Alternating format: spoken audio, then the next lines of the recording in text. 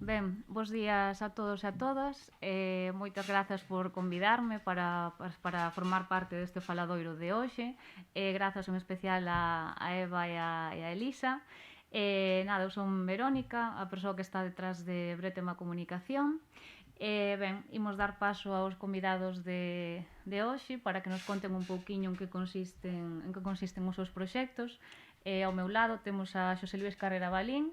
Contanos que é Arqueixal. Bueno, pois a Arqueixal, cando bautizamos fai 30 anos, pois foi así como demos o nome e era a arte do queixo de Albá, Santiago de Albá, que é a aldea na que eu vivo, non? Eso foi o nome de Arqueixal.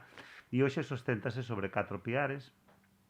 Por un lado está unha granxa de produción de leite en ecolóxico, que son 35 vacas felices, que custodiamos 30 hectáreas e en 30 parcelas. Temos minifundio, pero nós decimos desto sempre que o minifundio é un positivo, non? Porque a veces hai mensaxes que se lanzan dende, non sei, desas cousas que estamos moi acostumbrados agora, non? Deses bulos que se lanzan e logo quedan instalados no territorio, non sabemos moi ben por qué.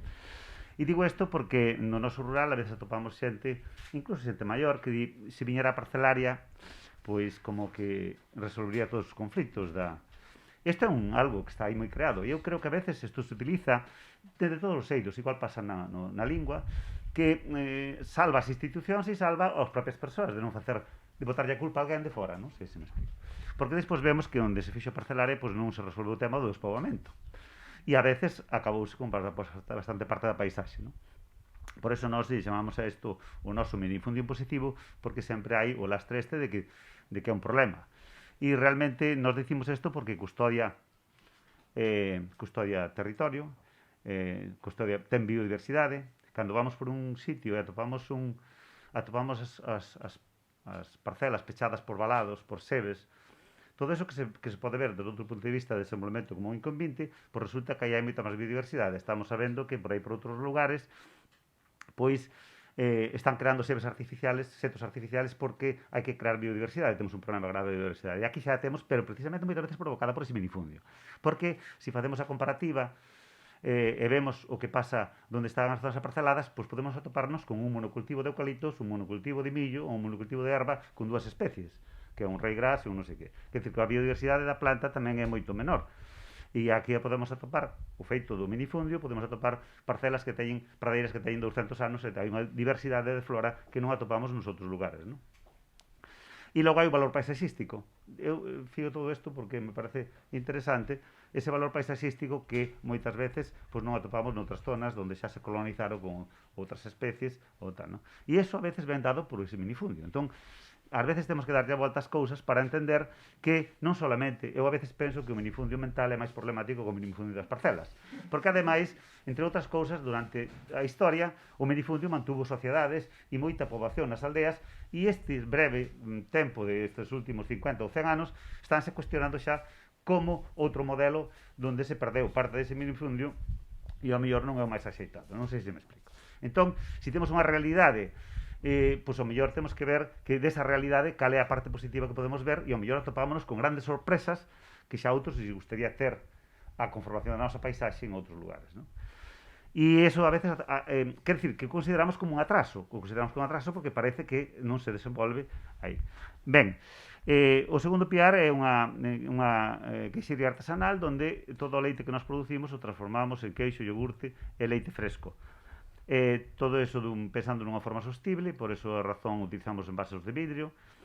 E outro terceiro piar é un ecoagroturismo activo, que son un pequeno lugar da aldea que estaba abandonado, e o recuperamos con criterios de bioconstrucción, sostenibilidade, con produtos locais, e o que facemos é que en vez de ser aquelo pois, que non sexa un parque temático, sino que a xente que ven ali se integre nas actividades que nós facemos a diario e coñeza parte da nosa cultura e da nosa forma de vivir, que iso é o que se busca moitas veces, non? En vez de crear, como agora hai moitos modelos, non? Chegas a unha aldea, compras a aldea e faz aquelo e o único que te topas é un turista que se atopa outro turista, non sei. E iso pouco nos aporta coa propia cultura.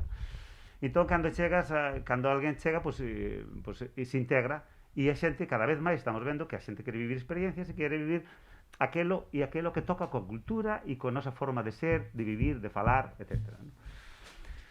E depois temos outro piar que non é menos importante, que é o que chamamos nós, por chamar de un xeito, pero é cultura do coñecemento basada na tradición. Eso aí onde temos unha pequena nós non lle chamamos faladoiro, chamamos parladoiro, por aquilo dos parladoiros das parolas.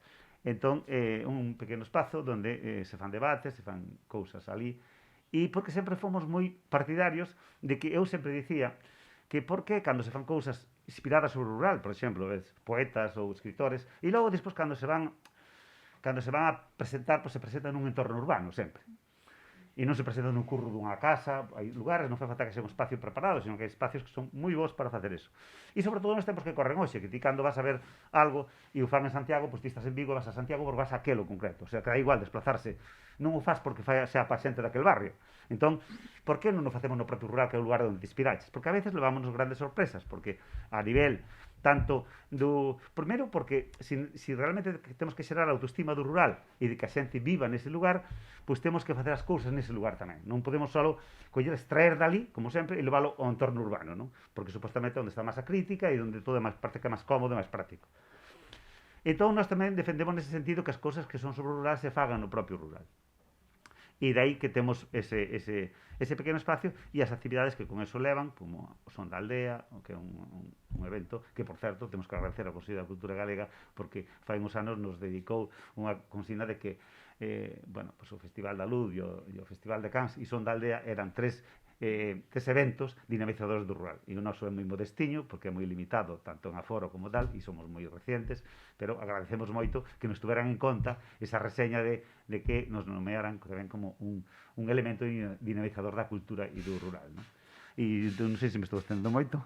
Entón, o que pasa aquí, bueno, disculpademe, pero, bueno, así, en breve exposición do que nós facemos ali, vale?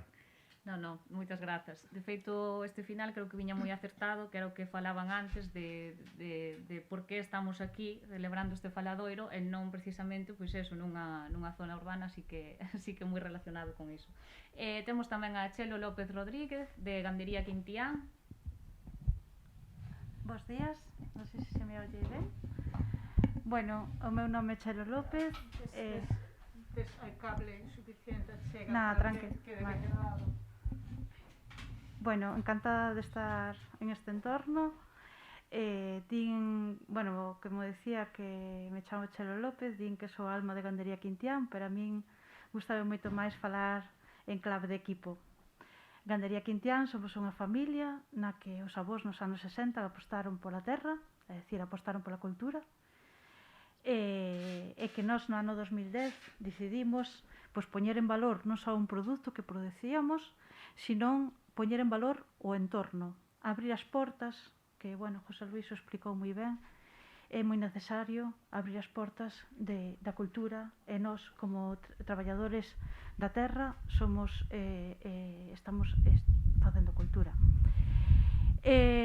No ano 2010 empezamos a envasar leite pasteurizada, o feito de etiquetar en galego para nós non foi algo que tuveramos que pensar, senón que creo que era algo que non podía ser de outra maneira, porque a fala vai con nós e creo que había que poñer en valor, non? Dentro destes anos, pois, a nosa gandería está dando un xiro, digamos que desandando o camiño andado, porque creemos que era necesario. E o ano pasado, en marzo, pois abrimos a nosa queixería, que está baixo terra. Nosotros vivimos na ladera dunha montaña. Temos ante nós un valle precioso, que é o que nosotros denominamos nas redes o balcón á natureza. Unha das cousas que nos preocupaba moito era o impacto paisajístico, e daí naceu pois a nosa queixería, que está 6 metros baixo terra. E no primeiro andar, pois, habíamos empezado cun local moi pequeno para o envasado do leite, e agora, pois, é un local máis amplio e máis espacioso onde traballar, e cunhas vistas espectaculares hacia ese valle. Gandería Quintián debe o seu nome ao pobo onde vivimos, que é Quintián, un puebliño de 3 casas, unha prácticamente abandonada, que non ten moito futuro de que haya habitantes. Sempre digo que a importancia de que desde un punto de 3 casiñas logremos poñer en toda España, cando hai unha cata de queixo, en valor non solamente o Quintián como un polviño pequeno que a súa vez pertence a unha parroquia que é moi rica gandeira en ganderías, sino que estamos poñendo a súa vez o Páramo, que é rico en patrimonio, estamos poñendo a súa vez a Lugo, que está a 30 km, e a súa vez pois, a unha rede de xente que estamos facendo, que de feito está se vendo aquí a importancia do que nos está unindo, que é a fala, a cultura. Hai uns anos, cando empecé a miña formación para facer queixos, chegou a miñas mans un libro que para min é un tesouro, que é dun rapaz que vive nunha comuna en América e que fala das fermentacións, das distintas fermentacións. Ao final a fermentación é vida, non? E di que non hai cultura sin cultivo, que a cultura non nace na ópera, senón que nace na terra e que une os artesáns. E creo que o claro exemplo é o que estamos vivindo hoxe aquí. Moitas gracias por invitarme.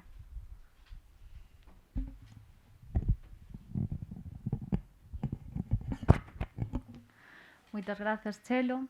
Ao meu lado temos a Dori Rodríguez González, de Adegas Celme. Hola, bo día. Empezo xa, non? Antes de nada, agradecervos a todos que estedes hoxe aquí, que nos invitarades a participar e que nos sentimos, orgullosos de poder ser os anfitrións hoxe aquí. Esperemos que estedes moi a gusto e nada, vou a empezar.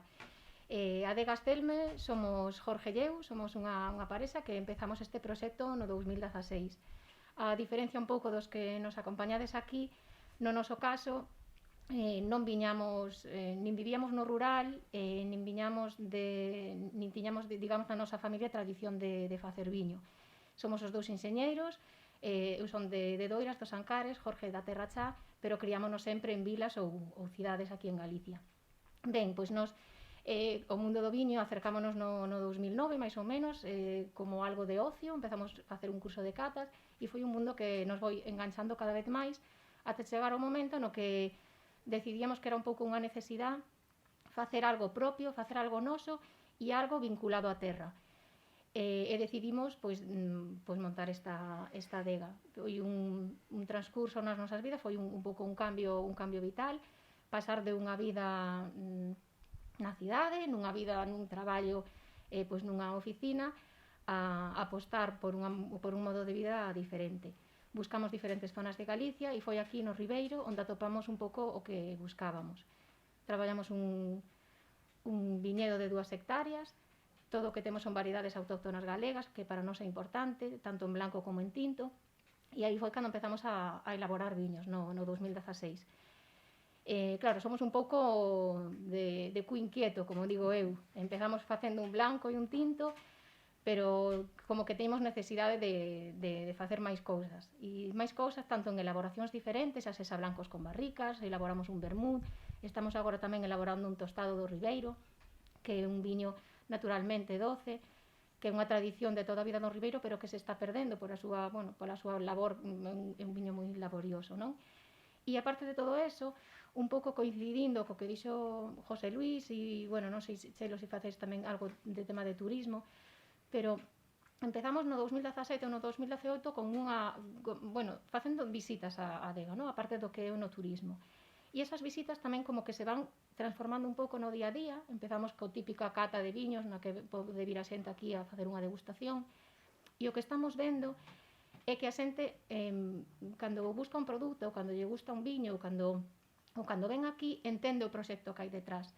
Entón, para nós é importante tamén non só expoñer os nosos viños en todas as partes do mundo nos que poidamos chegar, senón que esa xente veña aquí, que coñeza o noso produto dende o sitio onde se elabora, dende o viñedo, dende o traballo que se fai aquí. Entón, en ese sentido, sí que estamos, no pouquiño tempo que levamos, que son 5 anos, vendo un pouco esa transformación de non só elaborar os produtos, senón enseñar o modo no que se elaboran. No noso caso, empezamos no 2016, era un viñedo que xa estaba plantado fai máis ou menos 25 anos e que fomos transformando un pouco o modo de traballo. Este era un viñedo que xa estaba plantado e traballábano de forma convencional, non? Pois como traballan pois o 90 e pico % da xente. E nós fomos cambiando un pouco ese sistema ata pasarnos no 2019 a 100% en ecolóxico. Creemos que esta parte tamén é importante comentala, porque non é doado, son moitas as persoas, son moitos os profesionais, son moitos os que nos dan para atrás, os que nos din que como facemos isto, que é imposible traballar así en Galicia, e non é algo do que estamos plenamente convencidos, e sei dunha cousa que nos arrepentimos é de non ter empezado antes. Entón, sí que fomos transformando dende que empezamos, non usar os herbicidas, nin cousas, e fomos como un pouco paulatinamente, e desde o 19 somos 100% ecolóxico. Non é doada esta parte, pero pensamos que tamén que é fundamental o cuidado do noso entorno e deixar para un futuro, para o noso futuro, pois deixar unha terra algo mellor da que atopamos. Nada, en canto aos produtos, nos facemos edicións moi limitadas, facemos moi pouquiñas botellas de viño, pero intentámoslo facer pois, dun xeito, non digo diferente, porque non facemos elaboracións nada do outro mundo, pero sí dunha forma pois cuidada, e facemos unhas cousas un pouco dun xeito de intentámoslo facer da mellor forma posible, non? E a parte dos viños, pois facemos un vermú. Entonces, dentro do que é a tradición da elaboración, sí que buscamos facer cousas novas, xa sea ou ben recuperar tradicións como pode ser a do tostado, ou facer cousas novas e sorprendentes, con, no noso caso tamén, pois ervas que nós mesmo plantamos, algunha que seguro, non sei se sale en cámara, ou a erva luisa que está na fonte, ou algunha da menta que temos por aquí detrás, e outras tamén de cultivo ecolóxico que traballamos tamén con algunha cooperativa galega para facer o vermú. E, bueno, falando tamén un pouco vinculado co que estaba, como que falábamos ao principio, ca lingua, no noso caso non foi a decisión de usar o galego, non foi unha decisión de estrategia, non foi unha decisión que pensáramos se íbamos a vender máis ou menos. No noso caso é algo natural, é a nosa lingua, a que falamos entre nós, a que falamos ca nosa familia, a que falamos cos nosos amigos. Non temos problema en falar outras linguas, cantas máis sepamos mellor, xa nos gustaría máis, pero é o noso día a día. Entón, é algo que nos sale de forma natural e que usamos tanto na etiquetaxe como nas nosas redes sociais, como na nosa web, ou, bueno, é a lingua que usamos e creemos que é importante. Tamén neste sentido, vemos que non sei se é que somos minoría, porque sí que hai máis xente que, de feito, pois aquí estamos unha representación, non? Da xente que usamos o galego, que usamos a nosa lingua, que é parte da nosa identidade e da nosa cultura, pero notamos en falta que se use o galego máis desde as institucións, desde os diferentes organismos, que a veces pues fan campañas de promoción ou fan cousas que a veces non usan a nosa lingua, cando eu creo que os primeiros clientes, os primeiros consumidores, os primeiros tal, somos a xente que temos ao lado, e que deberíamos de estar en armonía e falar o idioma que nos une. Entonces, bueno, ese é o noso punto de vista co galego. E un pouco tamén na línea que falábamos ao principio que creo que de ventaxas, de inconvintes, de traballar no rural, no noso caso podemos comparalo, non? Porque vivimos as dúas realidades, de vivir no rural ou vivir dentro de Galicia tampouco é que haxa grandes urbes, pero de vivir nas cidades das máis grandes que hai en Galicia, non? En un principio, de vista para todos, son todo ventaxas. Vedes que estamos nun entorno privilexiado, creo que no tempo que levamos aquí debeu pasar un coche, sobre todo en épocas de pandemia, que decir, non? De poder estar ao aire libre, desenvolver o traballo nun sitio como este, pero tamén hai inconvintes. Hai inconvintes en canto a, pois non temos os mesmos servicios que teñen os nosos veciños que viven nas cidades. Sí que é verdade que hoxe en día o rural, polo menos o noso rural, non ten nada que ver co rural que viviron os nosos avós ou co rural que aínda a día de hoxe viven en algunhas zonas, como por exemplo onde nacín eu, que nos Ancares, que todavía siguen hai zonas que están máis ailladas, non? Aquí, dentro do que cabe, en Astariz estamos a 15-20 minutos de Ourense, capital. É dicir, que a nosa vida no rural non creo que tampouco sea a media de todos. Pero decir que faltan servicios, que faltan medios, e para min unha das cousas que máis pena me dá é cando eu era pequena, iba a casa dos meus avós, había unha chea de rapaces todos xogando por ali. Hoxe en día, aquí no pobo no que vivimos, hai 2 nenas.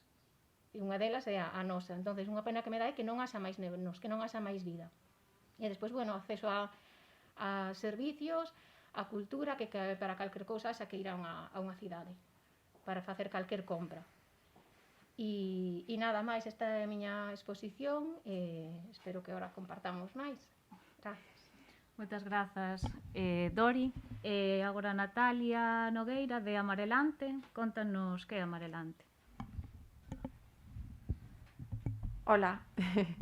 Pois nada, Amarelante é unha cooperativa que naceu no ano 2013, somos 9 socios e socias, e naceu un pouco, a verdade é que somos persoas con orixes distintas, a cooperativa está ubicada en Manzaneda e hai xente que somos da zona de Manzaneda, de Trives, pero temos socios e socias que son de Ourense, de Valdoviño, bueno, que nos fomos xuntando así, en principio, unha cousa un pouco variopinta. O que tiñamos en común era precisamente que queríamos apostar polo rural, porque nos parece que se pode aspirar a ter unha calidade de vida no rural, máis alo da calma e da tranquilidade, a pesar de que, como decía Dori, pois faltan servizos. Nos, bueno, creo que sí que poderíamos ter bastantes máis queixas. Vivimos nunha zona bastante deixada polas institucións, entón, bueno, en tema de servizos case sempre temos que pelexar un pouquiño para que non nos quiten o pouco que temos. Aínda así, o noso proxecto ten como obxectivo a posta en valor do que xa temos. Como dicíades antes, a terra ao final é a nosa cultura, non? Hai moito que aprender e moito que transmitir, pensamos, as vindeiras xeracións, e decidimos apostar polo produto estrela da zona de Manzaneda, que é a castaña, que era a base da alimentación. Aí, pois, poñamos 100 anos e seguramente que menos tamén, non? É unha zona onde hai moitísimos castiñeiros da variedade Amarelante, de aí ven o nome da nosa cooperativa.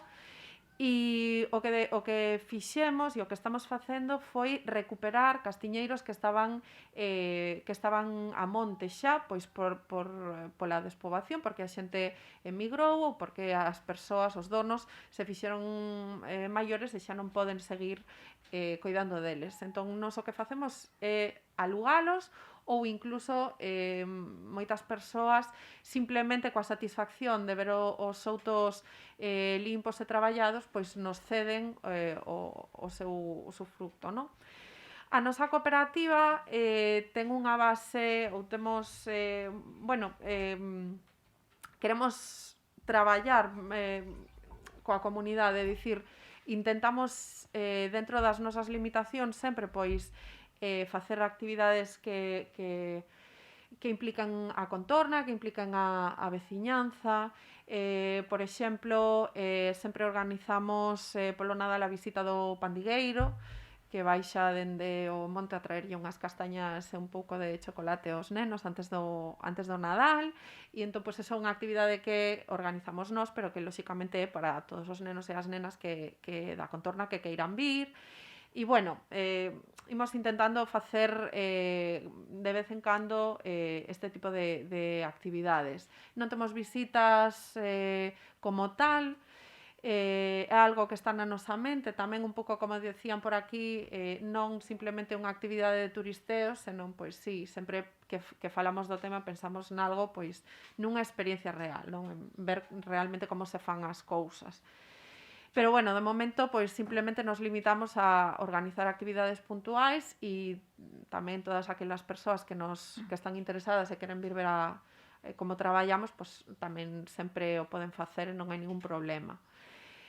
E, bueno, nós, como vos dixen, traballamos coa castaña fresca. Non é a nosa actividade principal, senón que o que facemos é secala, vendémola a seca, e tamén a partir da castaña seca facemos fariña de castañas. E coa fariña de castañas, pois tamén temos tamén facemos bica con fariña de castañas, non? A bica é un doce tradicional da nosa zona, soe ser bica amanteigada a tradicional, a nosa non é amanteigada por razóns de receitas e tal, pero bueno, digamos que foi como unha reinterpretación desa cultura que xa temos. Tiñamos claro que queríamos facer algo que tivese que ver co que xa existía, pero démoslle unha volta levando un pouco o noso terreno. E bueno, penso que como presentación, pois xa estaría. Moitas grazas, Natalia. Ben, estamos estamos facendo este faladoiro nun entorno rural, estamos acompañados de persoas que teñen marcas, empresas emprazadas no rural, entón, aínda que Dori xa foi adiantando un pouquiño de como é a súa vida no rural, daquelas vantaxes e desvantaxes, e incluso Natalia tamén nos contou un pouquiño, eu quero que me faledes un pouco todos de como é a vosa vida no rural, de como é ter unha empresa no rural, de que beneficios vos aporta e incluso si supón algún atranco polo simple feito de estar ubicados nunha zona así. Non sei se Xosé Luís e Chelo queren empezar, que eles foron xa comentando un pouquiño.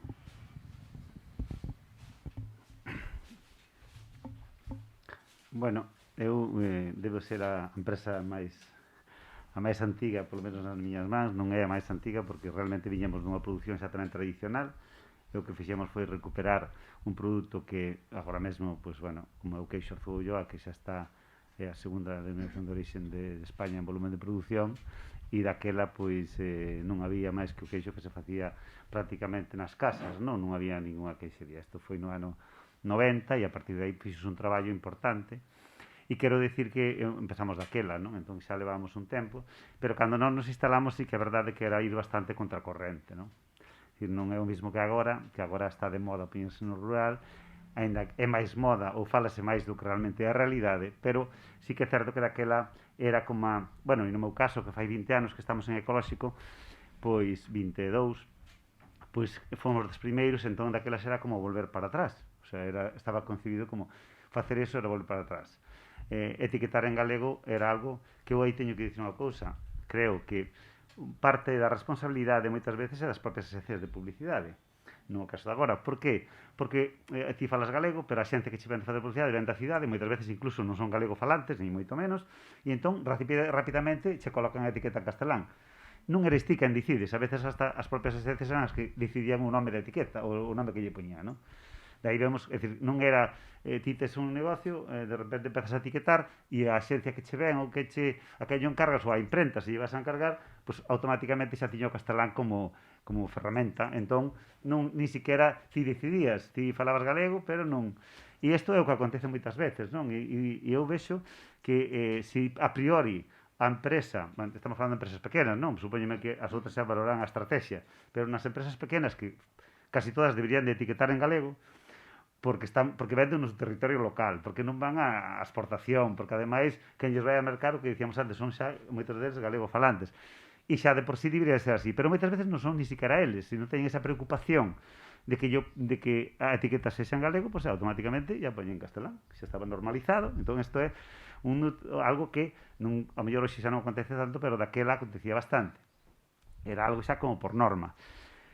Para nós eu entendo que facelo en galego pois é importante porque é unha sella de identidade. Eu non entendo que un produto con a denominación de orixe ou un produto que ten orixe no territorio, a lingua forma parte deso. E cando, incluso para vender fora, onde non o entenden. A ver a quen se lle ocurre preguntar a ver se é posible, cando habéis todos etiquetados, que cando vai para outro país, que haxa que etiquetar na lingua do país. Pois ti dillo o whisky escocés que etiqueten e cambien ou un perfume francés e a ver se etiquetamos en español. Non sei se me entende. Entón, claro, eu creo que a identidade aí está máis clara, mas son grandes empresas de marketing e non pasaría polo aro de que se etiquetase un whisky en español, non sei. Porque eso é unha seña de identidade, está máis claro que entón, cada vez que un produto está etiquetado na súa lingua e ten un arraigo coa terra, co lugar, pois se de alguma maneira lle quitas o nome e o pos en castelán, estás quitando parte da integridade. Entón, eu creo que eso está bastante claro. Pero moitas veces non temos, isto pensamos que é algo que máis dá, non? Que máis dá non é que máis dá. Porque realmente esa unidade donde todo forma parte, pois é importante, non? Quero comentar unha cosiña que comentamos antes do rural, dos poucos nenos. É certo que hai poucos. Nós na nosa aldea revertimos o proceso de despoboamento. Non é fácil, as aldeas de arredor non lles pasa eso, pero por que pasou eso? Porque cando ti tes influencia, nós desde que fixemos este festival de Son da Aldea, de autoestima de ser da aldea, onde vai xente de toda Galicia, pois que pasa? Que estás valorizando un lugar e cando estes novos neorrurais que non teñen vinculación directa con ningún lugar, cando se van ao rural, pois deciden irse a un lugar onde haxa vida, onde este cuidado, onde haxa dinamización, queren ir a un lugar tranquilo, pero que haxa vida, non queren ir a un lugar que este morto. E iso nese caso, no caso da nosa aldea, pois xoga ao noso favor, porque cando se vende unha casa, pois a xente conmerca esa casa. O sea, se vai instalarse, pois vámonos a este lugar, porque... E iso ao final vai creando esos espacios.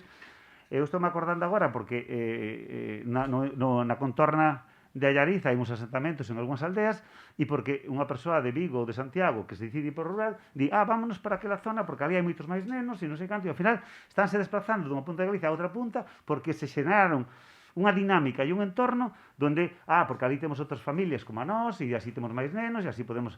Bueno, pois este tipo de cousas creo que teñen influencia nunha área donde realmente se empeza a facer esa pequena influencia sobre os veciños do lado, que empezas a cuidar máis o entorno, que tal, e ao final, pois, vaise creando esa masa, e vai aumentando, e eso, pois, bueno, ese tipo de cousas acontecen, e xenérase que haxa unha dinámica que vai atraendo, non? E eu creo que o rural, nese sentido, agora, sobre todo neste momento, temos unha gran oportunidade, non? Para que eso que decía a presidenta antes, non? De o eixo atlántico, non? Eu sempre digo, si o 80% da poboación de Galicia está nos 20 km de costa, repartirse o 20% en todo o interior, incluída a capitalidade de Lugo e a capitalidade de Ourense, pois claro, e tendo en conta que esa poboación é a máis envellecida, a sangría demográfica...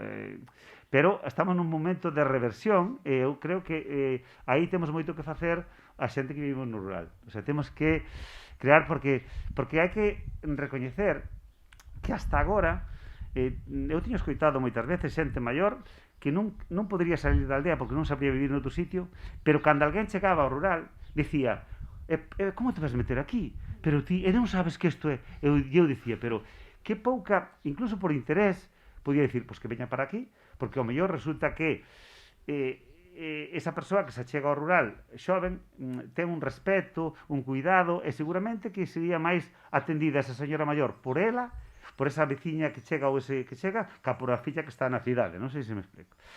Pero hai un rechazo, porque e iso que pasa, está no noso subconsciente, decir, o sea, de ver as desventaxas, que isto houve moito interese que fora así, decir, evidentemente que a cidade ten unhas ventaxas e unhas inconvenientes. E o rural ten unhas ventaxas e unhas inconvenientes. Cal é o problema? Que na cidade todas as ventaxas están aflorando sempre. E no rural, a inversa. O sea, o que aflora é as desventaxas. Por eso temos metido de que irse ao rural, e este problema, e este, porque como temos como referencia o que pasa nas cidades. E claro, evidentemente, temos que ter outro tipo de desenvolvemento.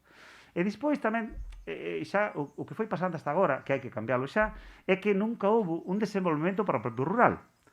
Porque sempre, desde os anos 40-50, a tendencia foi que o rural foi quedando abandonado e as urbes, incluso as capitalidades de municipio, que eran sitios rurales, pero é un concepto urbano. Porque a xente vai para as vilas e as vilas non son máis urbanas porque non dan sido, non sei se me entendes. E o rural non era máis urbano porque se che puderan poñer unha farola e se asfaltara unha acera e che poñeran con cemento diante da casa, era o que ti querías, como desenvolvemento. Entón, non houve un plan para un desenvolvemento do rural que é diferente ao do urbano. Senón que o que era imitar o urbano. Entón, claro, se xogas nesa maneira, non hai autoestima e sempre estás en desventaxa. É como agora moitas veces que ainda seguimos reivindicando, estamos de acordo, de que no rural fai falta que haxa mellores redes de comunicación, que haxa mellor internet, pero nunca podemos competir cas cidades. Temos que ter a velocidade nosa é máis lenta. Bueno, tamén nós estamos noutra velocidade. Non sei se me explico. E se descarga unha película leva un cacho máis, leva un cacho máis. Non podemos temos que pedir outras cousas. Non podemos pedir as ventaxas que ten a cidade. Temos que cambiar o chip e ver, valorizar outras cousas, pero non buscar aquilo que teñen, sabe? Hai que reivindicarse cousas e servicios, pero nunca podemos ter os mesmos servicios que vai a ter unha cidade porque non hai masa crítica e temos que ter o foco noutra dirección. E eu creo que por aí temos moita labor que facer. E os propios que vivimos no rural, por suposto, os primeiros, de xerar autoestima de ser da aldea, non? O da aldea ou do rural. Porque eu digo da aldea porque creo que aquí, tal como está conformada o noso territorio, os que custodian territorio son as aldeas, non son as vilas, porque son conceptos urbanos. A custodia do territorio, das parcelas, faise nas aldeas. Entón, temos que reivindicar cos artesanatos nas aldeas. Eu recordo, fai pouco tempo, hasta fai pouco, que enseguida querían levar todo para os polígonos industriais. Incluso, aunque foran adegas, non?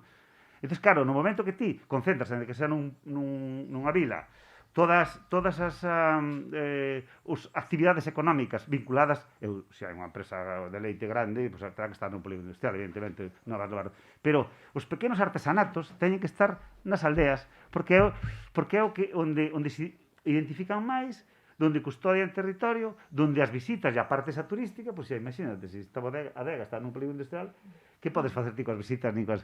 Que buscaría o turista? Entón, temos que cambiar moitas cousas e a veces nas estruturas dos propios concellos, no concepto, os que vivimos nas aldeas, a mentalidade dos nosos administrativos ou dos nosos gobernantes municipais ou tal, ainda están un pouco fora de onda, non sei se están teñen aí, o sea, non están cos tempos, nin visualizan. Entón, ainda siguen anclados aí nuns conceptos que nós temos a obriga, porque somos actores económicos dese territorio, sociais e culturais, para reivindicar sempre pero sempre coa mirada do noso cuidado e de que non temos que imitar modelos urbanos, non? Non sei se esta reflexión sirve para algo, pero realmente creo que é moi necesaria, non?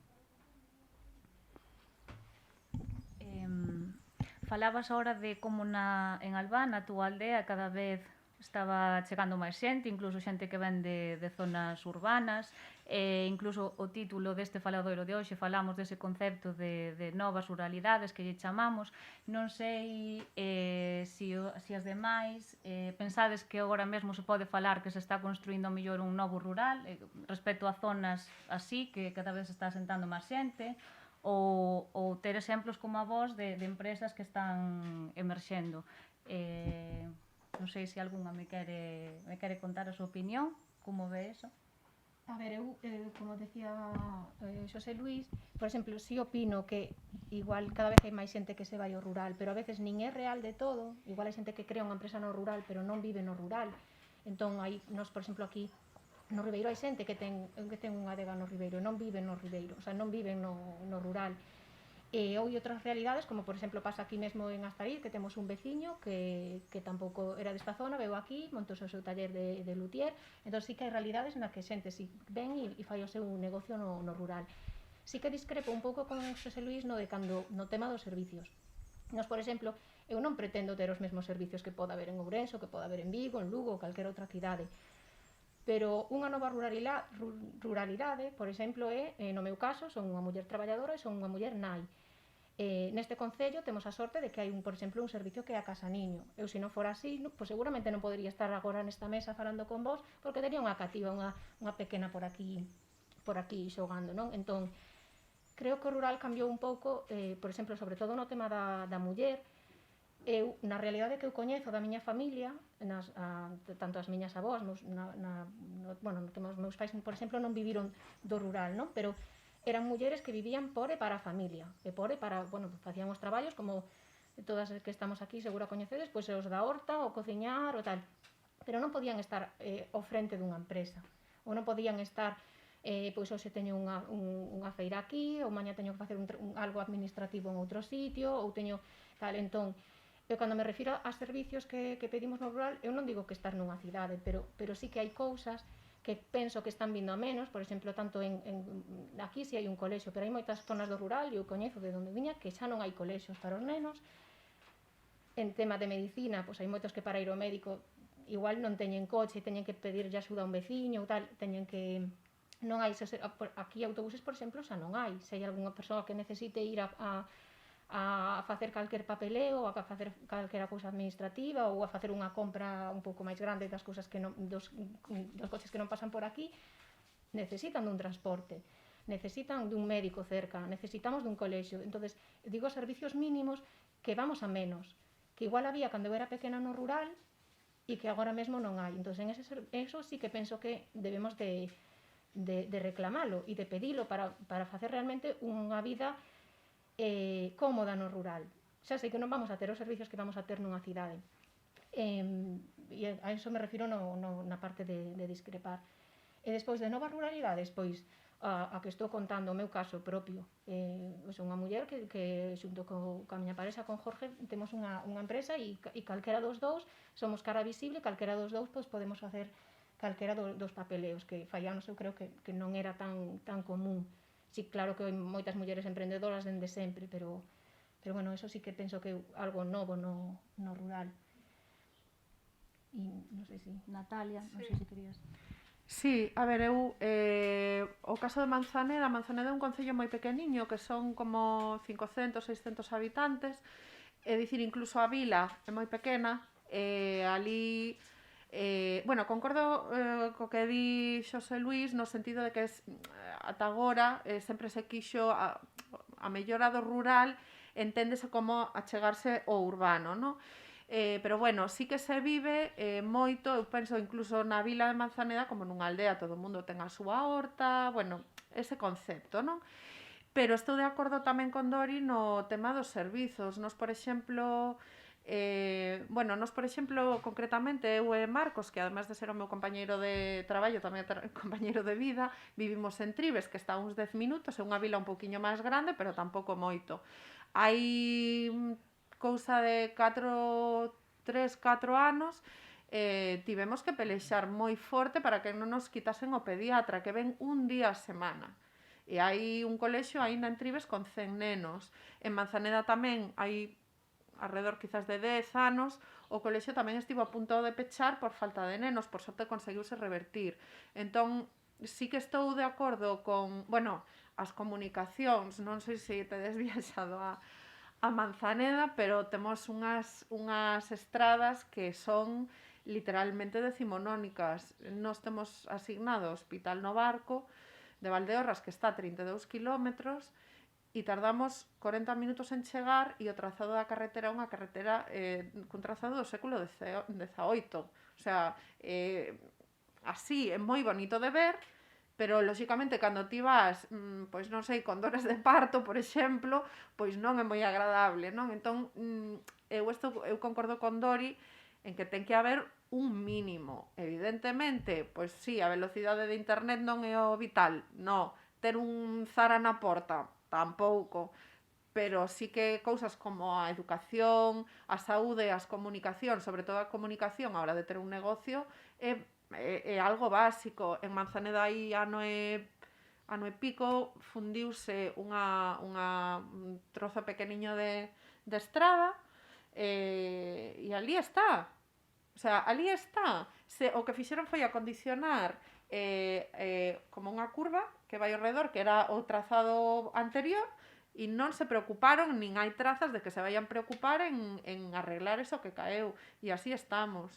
E o do pediatra tamén nos decían que era polo verán, que non había sustitutos, pero non sabemos de sobra que se nos quitan ese servizo, non volve. Entón, vivir no rural moitas veces o que implica é pelexar para que non che quiten o teu, porque eu tamén sempre digo que nos pagamos impostos igual que os paga unha persona que vive nunha zona urbana. Entón, ese mínimo ten que existir para todos.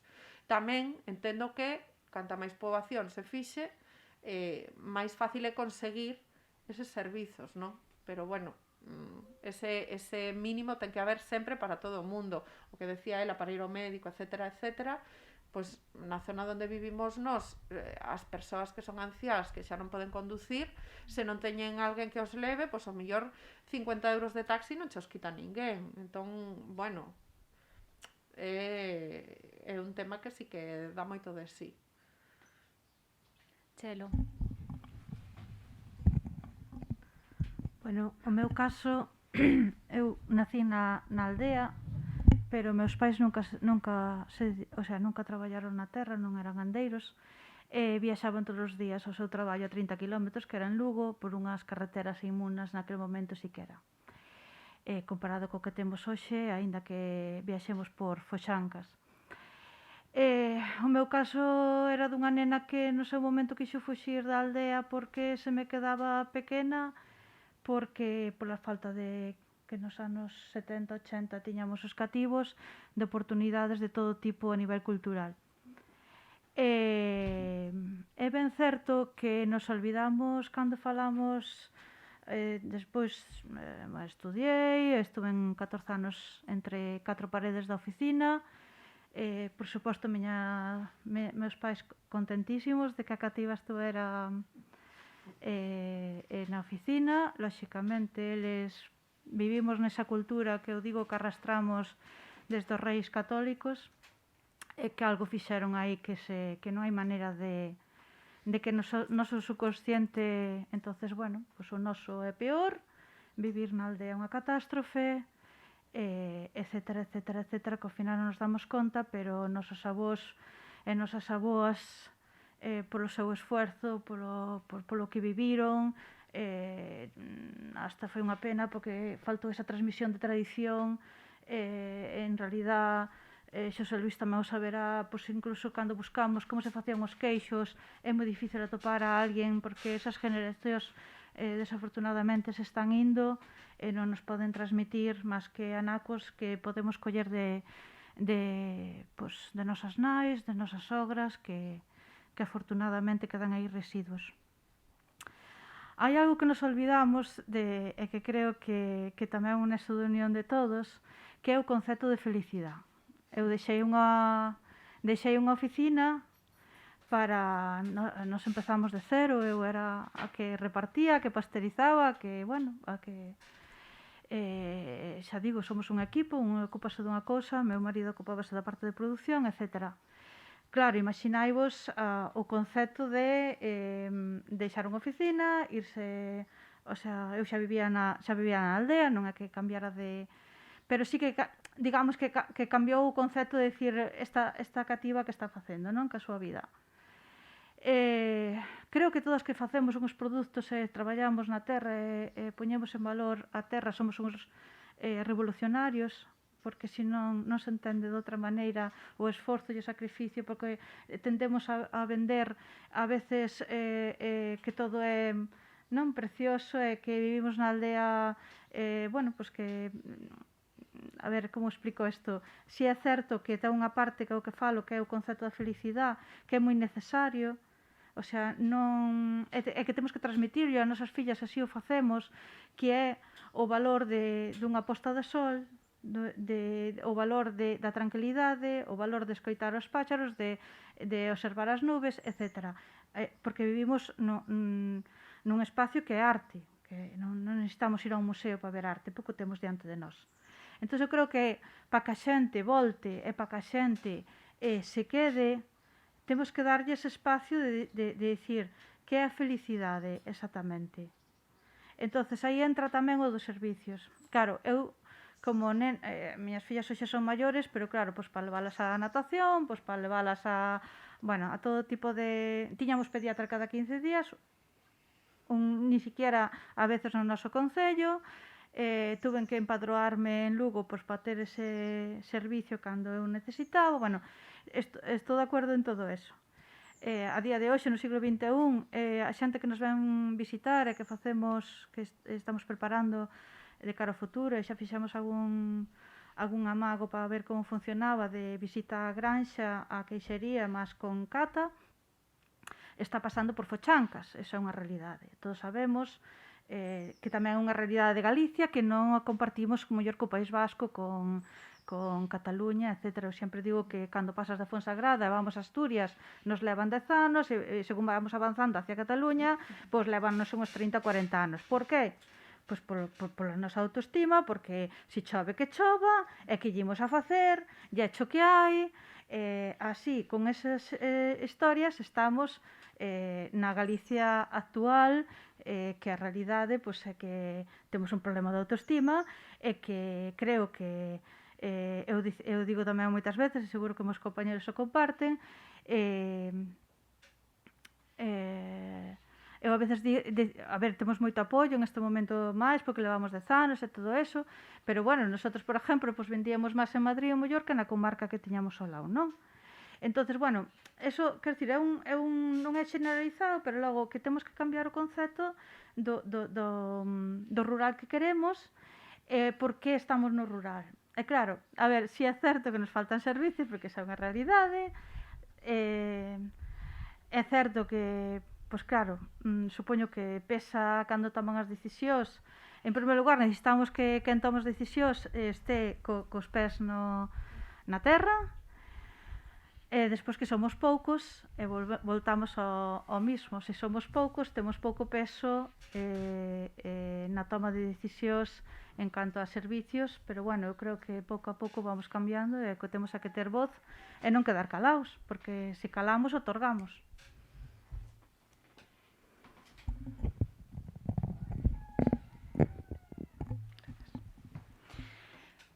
Ben, bueno, creo que vos centrastes bastante no que son aqueles, creo que atrancos e inconvintes, e con razón, porque ao final é algo que creo que se ten que facer ver, que ten que ser visible, pero creo que vos sodes 4 exemplos de que hoxe en día se pode ter un proxecto de vida no rural, de que é posible.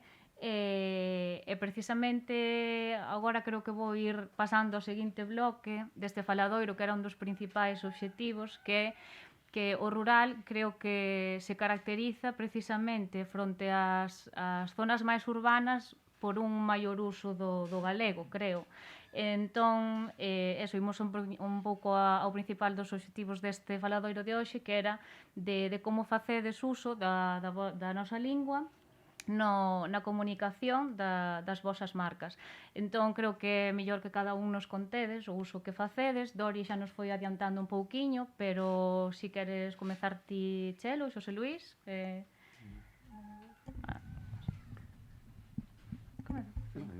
Bueno, como queres. Bueno, nosotros empezamos a etiquetar en galego desde o minuto 1 que empezamos con o noso proxecto. Utilizamos a lengua tamén nas redes sociales. Como dixen antes, non é algo, para min non é unha estrategia, é algo que en sí teña que ser así, porque estamos poñendo en valor un produto, estamos devolvéndolle a xente emocións, de que xeito? Pois tamén a través da lingua.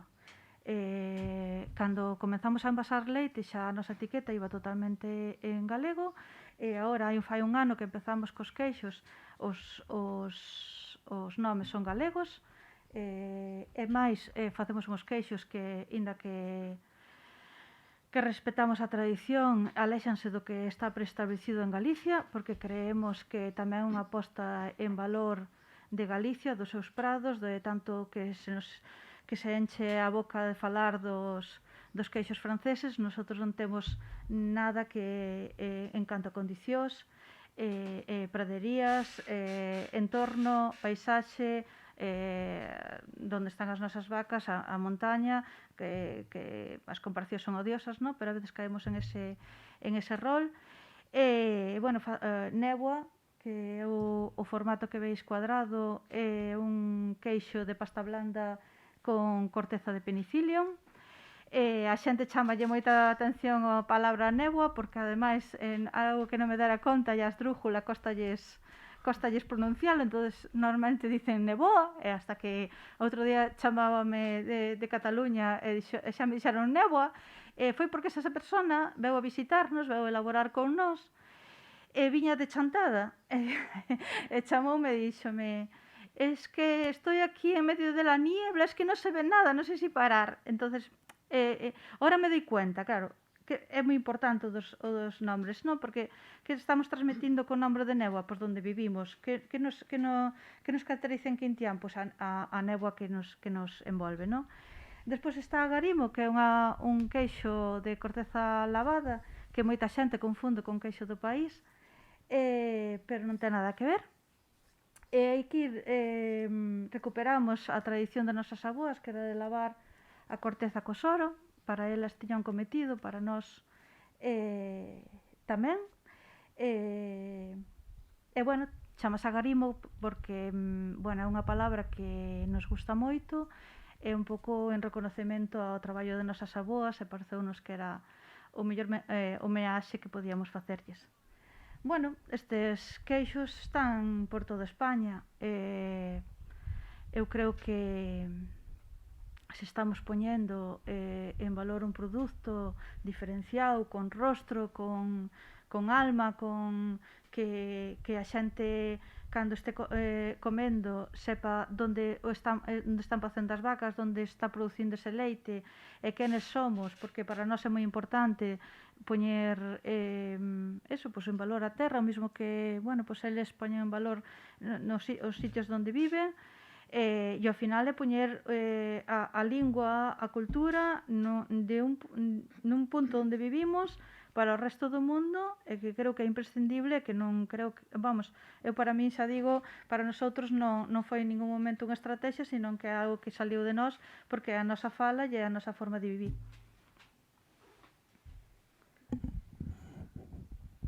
Bueno, pois, nós co da Queixal, pois, igual que Chelo, pois, tampouco non entendíamos de outro xeito, quero dicir, cando, ainda que fora daquelas fai 30 anos, pois, tiñamos claro que o nome tiña que ser en galego, porque era o que falamos, non? Entón, sí que é verdade que o noso primeiro vendíamos fora de Galicia, e vendemos algo, pero menos agora que antes, pero cando empezamos, sobre todo no caso do yogur, pois nos pediu unha empresa catalana que distribuía para o resto de España, nos pediu que fora en castelán. Entón fixemos na mesma etiqueta bilingüe, non? Piñamos o do castelán. Pero non porque el me decía, o desta empresa me decía, de distribución, me decía que para Cataluña non hai problema. Pero cando si vamos para o resto de España, é dicir que temos ese principio de solidaridade cos cataláns ou cos vascos, e é máis entendible o noso idioma noutras comunidades que teñen que en outros lugares, non? Pero nunca tuvemos ningún problema, o mesmo que, decir, non causa ningún problema, porque enténdese que ese nome que pronuncian igual que non son capaces de Arqueisal, bueno, pues non din a X, igual que non din Xosé Luis, José, bueno, pues bueno, pero que non pasa nada. Incluso eu creo que nese momento están sabendo claramente que é de outro lugar e dun territorio concreto que ten unha lingua que se pronuncia de outro xeito, non? E non pasa nada. Todos falamos o inglés daquela maneira, non sei, para chamarlle a cousas que tal, ainda que non sepamos falar inglés, e non o pronunciamos ben, e non pasa nada, non? Para nós nunca foi xa non tiñamos claro desde un primeiro, bueno, parecemos o que xa o dixen antes, non? Que era que a identidade do teu, a lingua forma parte. E nós neste evento que facemos de Son da Aldea, pois sí que temos unha parte que é a recuperación, chamamos nós, de palabras perdidas, non? Entonces sí que é certo que aí cuidamos moito, porque, digo, no da marca, pois é a marca, e facemos nosa estrategia toda en galego, pero no de Son da Aldea sí que cuidamos moito de recuperar palabras que están perdidas. Por que están perdidas? Porque non hai uso, evidentemente. Si ti pasas por unha... Bueno, non sei se sabedes o que é unha corrupia, pero que noutros sitios se chama congostra ou tal, que é un camiñinho moi estreito por onde pasan as vacas, unha diante outra, e non pasa o carro, nin pasa nada, non? Sino que é un lugar de servicio só para os animais, non? Realmente son fondas, e en moitos casos están abandonadas, non? Pues están abandonadas, pero son lugares que manteñen porque claro, como están tan abandonadas, precisamente por eso son fermosas, unha vez que as limpas, porque claro, é un lugar que non tocou o home desde fai moito tempo, non? E pois que facemos? Pois facemos uns roteiros onde a xente pasa pola corrupia e damos nome á corrupia e procuramos, se é posible, que non sempre o conseguimos, que despois de facer o Son da Aldea, esa corrupia quede limpa e a ruta do colesterol, que agora a xente fai pola carretera con un chaleco reflectario, a faga pola corrupia. Porque O que sí é certo é que hai lugares e hai nomes que se perden por non uso, pero sí que podíamos darlle unha volta e traelos ao uso de agora. Claro, agora as vacas non pasan pola corrupia, porque son 40 vacas e non as pasan pola corrupia. Pero sí que poden pasar persoas polas corrupias e manténse o nome vivo, porque se vas pola corrupia e lle das ese uso, sí que é verdade que o nome volves a recuperar. Quero dicir con isto que moitas veces, pois, hai chamadeiros tamén de pezas que foron cambiando, que fan o mismo uso e podían manter o nome en galego. E non o manteñen porque chegou, pois, mira, se antes andaba con un angazo para angazar a erva, pois no momento que chega unha cousa que lle chaman rastrillo, que é unha peza de, non un rastrillo tamén que é o angazo, sino a outra peza que se acopla ao trator, e pois en vez de seguir chamando o angazo enrencador que fai renques, pois se lle chama rastrillo. Entón queda aí incorporado o rastrillo e non se lle chama angazo, non? Cando realmente sí, no nome que aparece cando en algún, sí, aparece o angazo enrencador, pero despois comúnmente non se fai. E moitas veces, pois claro, atopámonos con que no rural se conserva mellor a lingua. Bueno, eu non sei, si se conserva mellor, pero é unha tristeza que moita xente que non fala un galego normativo pois se sinta que non sabe falar o galego. Entón, que tiñamos este complexo, non, de que digas, non, é que non falamos ben o galego. Unha señora que leva 80 anos falando como se lle entendeu sempre e que teña ese complexo de que non sabe falar o galego, porque parece ser que o galego é outro, o que sale nos medios ou que sale tal, e é difícil a veces que entendan, e ese é un problema de autoestima, volvemos ao mesmo de sempre, que a autoestima non... Pero, claro, eu recordo que tuve unha xaponesa, unha antropóloga de Tokio, ali 3 meses con nós, ali vivindo nunha casa que viña a facer un traballo sobre o son da aldea, e quería ser unha veciña máis ali da aldea, e ela pedía sempre disculpas por non falar en galego. Falaba o castelán bastante ben, pero e fixe un curso de galego para estranxeiros en Santiago e cando homenaxeamos no son da aldea preparou o discurso en galego. Ela dicía sempre, eu non entendo como é posible que aquí os nenos odien a súa propia lingua. Dicíamo ela, porque non ten sentido. Unha cousa que non é útil, que non sei que, pero é a túa lingua, é parte da túa identidade, eres ti. Dicir, como podes odiarte a ti mesmo? Bueno, entón de aí sacas ao mellor aquilo do autoodio, dices, non sei, pois algo habrá, eu que sei.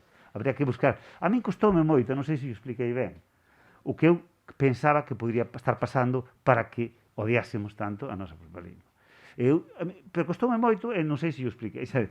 Pero, diste, porque ela non entendía, dicía, pero que a mí non me cabe na cabeza que un neno, pois que, porque percibía eso, non? Nos nenos que non querían falar galego, non sei, pero non sei.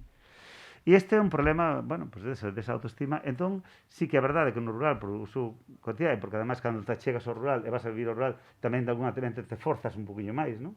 Incluso xente neorurais que se van que van do urbano e se van ao rural, o feito xa de achegarse ao rural parece que conforma que a lingua ten que formar parte de. Se estás na cidade, pois onde que seas galego, pois podes falar, pois falas, o mellor falas máis castelán. Si pode ser que no rural se manteña máis, pero bueno, sí que é certo que ainda seguimos tendo un gran problema coa lingua, digo, porque está sufrindo un pouco este problema, non? Máis, para ahora. Dori e Natalia, non sei se vos gustaría contar Sí, como, bueno, eu como vedes vos o en uso. canto ao uso do galego nos usámolo antes, durante e agora, quero dicir, usámolo antes. Sí que é certo que o vir de diferentes sectores non sempre se usa o galego, sí que se usa máis agora, por exemplo, na aldea, que nos cos veciños falamos moitos máis galego, que igual en traballos anteriores nos que varios compañeros falaban máis o castelán que o galego. Pero bueno, en canto o que é o nome da adega e o que é o galego na nosa empresa, nos usámoslo desde que empezamos, que vos comentaba antes, é algo de forma natural. E aquí tamén quero facer un pouco unha reflexión a raíz de algunhas cousas que foron salindo aquí. No noso caso, celme é unha palabra galega que significa a esencia, a mellor parte de algo, e un pouco tamén a filosofía que queremos transmitir nos produtos que elaboramos. Todos os viños están etiquetados en galego e teñen o nome en galego. E teñen o nome galego e a de parte, por exemplo, o noso viño tinto é Celme do Souto, é galego e a parte é o nome da parcela onde está plantado, tamén fai referencia ao territorio. Celme de Penabicada, o noso viño branco, tamén é a parcela onde está plantado, onde está o mirador de Penabicada. volve a facer referencia ao territorio, a algo noso, a identidade. E o resto dos viños, Celme espontáneo fai referencia ao tipo de elaboración, a unha fermentación espontánea, e no tema de Celme garabito é unha palabra galega que é sinónimo de garabullo, sinónimo de algo que ten que ver ca madeira, é unha fermentación dentro dunha barrica, polo tanto queríamos transmitir esa madeira, pero que non fora unha barrica, que non fora un nome máis noso. E decidimos garabito non só por ser unha palabra galega, sino tamén por ser o mote da miña familia, do meu avó paterno. Entón, é facer un pouco un guiño a esa tradición familiar no viño. Despois tamén, que saí antes por aquí na mesa, o tema do galego. Nós estamos dentro dunha denominación de orixe, volvemos a orixe, volvemos a Galicia, volvemos a raíces. Para min non tería, ou para nós, non tería moito sentido estar traballando con variedades autóctonas, con unha denominación de orixe, todo eso, e despois non usar a lingua galega. O sea, eu creo que, porque parte de nós de forma natural, pero que tamén é algo coherente. Entón, de non ser así, non sería unha liña coherente. E nada, eso en canto ao idioma. Despois, bueno, xa como anécdota, comentar que eu veño dunha zona, miña nai é a zona dos Ancares, meu pai é da zona de Lalín, Jorge da Terra Chá, polo tanto, imaginadevos a de palabras distintas. Cando ti falabas do angazo, eu digo angazo, pero Jorge non entendo que é un angazo, porque el dice enciño, entón, eu engazo e el enciña. E bueno, e iso a veces pues, tamén é algo enriquecedor. E cando falamos, por exemplo, do galego normativo, a veces sí que costa, cando faz unha comunicación ou cando vas a facer algo que vai a quedar escrito, eu creo que cando é oral non hai tanto problema, nos? Cada un falamos o noso galego, a nosa maneira, e estará mellor ou peor. Como sempre digo eu, o galego bon é o que se fala. Sí que, home, deberíamos de procurar, igual que pretendemos mellorar o noso inglés ou mellorar o noso francés ou mellorar o noso tal, pois que igual deberíamos tamén mellorar a nosa propia lingua, non? Intentar falala mellor. Eu sei que meto un montón de gazapos e castelanismos, pero bueno, pero mellor cometelos que non falalo. Sí, eso, claro, pero bueno, digo que a veces igual pois non procuramos mellorar tanto a nosa lingua como outras linguas estranxeiras, pero bueno, digo que sí, que igual na parte da comunicación a veces costa un pouco máis como vas a escribir, nos, por exemplo, decimos nosoutros, e dicen aquí que sodes de Lugo, claro, porque aquí din nos, ou eu tamén digo nos ou nosoutros, dependendo, tal, ou Jorge a veces métese comigo e dice, claro, que ali por Doiras ides polo camín, e eu, claro, comimos polo camín, comemos toucín e pescamos as truitas, pero creo que o idioma para nós é importante, e a veces tamén pues, enriquecedor esta parte de ser galegos de diferentes zonas, e que a veces, pues, bueno, que parte do noso día a día, pues, o de falar de forma diferente. Bueno, pois no noso caso, como a vos, nunca houbo dúbida tampouco. O nome da cooperativa simplemente é a variedade da castaña, que é a predominante en Manzaneda, que é alrededor do 90% quizáis dos castiñeiros que hai. Entón, como ben dicíades vos, é un nome que, ademais de estar en galego, fai referencia ao lugar de onde vimos e, bueno, toda esa tradición que poida haber detrás. E despois, pois, eu creo que non houbo grande debate. Sí, penso que se chegou a facer a pregunta en plan, pensades que? Pero nunca houbo a opción de etiquetar solamente en castelán. Eu lembro a opción de etiquetar nas dúas linguas, pero sempre en galego, e despois decidimos que non. A maioría dos nosos clientes son de Galicia, son galegofalantes, e os que chegan a nós, que son de fora, que eu saiba nunca puxeron ningún problema. Despois, evidentemente, se facilita a comunicación na medida do posible. Poñovos como caso que temos un cliente de Holanda que nos compra unha cantidade bastante grande de castañas todos os anos, e foi el o que se dirixiu a nos a través do Facebook, creo recordar, das mensaxes directas de Facebook, e é máis, el utilizaba o traductor, non para o galego, porque supoño que non haberá, pero sí para escribir en castelán, é dicir, el entendía que era el o que tiña que facer o esforzo de comunicarse con nós, e entendía que estábamos vendendo unha cousa nosa na nosa lingua, non? Un pouco que decíamos antes tamén do whisky, estas cousas. Despois, pois bueno, pois nos comunicamos en inglés que lle vai mellor a ele, nós tamén nos apañamos.